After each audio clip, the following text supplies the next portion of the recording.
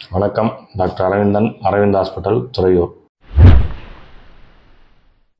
பாம்பு கடித்ததுக்கப்புறம் என்னென்ன பண்ணணும் பண்ணக்கூடாதுங்கிறத பற்றினது தான் இந்த வீடியோ.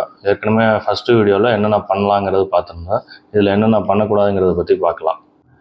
கடிப்பட்ட இடத்த கத்தியோ பிளேடோ கொண்டு வெட்டி ரத்தத்தை வெளியெடுக்கிறது தப்பு. ஏன்னா ரத்தத்தை வெளியெடுக்கிறது மூலமாக விஷம் ஃபுல்லாக வெளியே போயிடாது.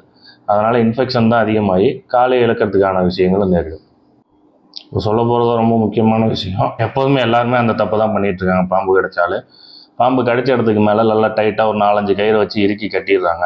இதனால் விஷம் மேலே ஏறாதுங்கிறத நினைக்கிறாங்க. பட் அது கூட சேர்ந்து என்ன ஒன்று ஆகும்னா, சுத்தமாக அந்த காலுக்கான ரத்த ஓட்டம் இருக்காது. ரத்த ஓட்டம் இல்லாமல் போச்சுன்னா கால் சீக்கிரமாகவே அழுகி போயிடும். அழுகி போயிடுச்சுன்னா நம்ம காலை சேர்த்து எடுக்கிற மாதிரி ஆகிடும். அது பெரிய விளைவுகளை ஏற்படுத்தும். நீங்கள் காலை இழக்கிற அளவு கூட நேர்ந்துடும். காலோ கையோ எந்த இடமோ அடிப்பட்ட இடத்துக்கு மேலே கண்டிப்பாக டைட்டான விஷயங்களை போட்டு கட்டுறதை தவிர்த்துக்கணும்.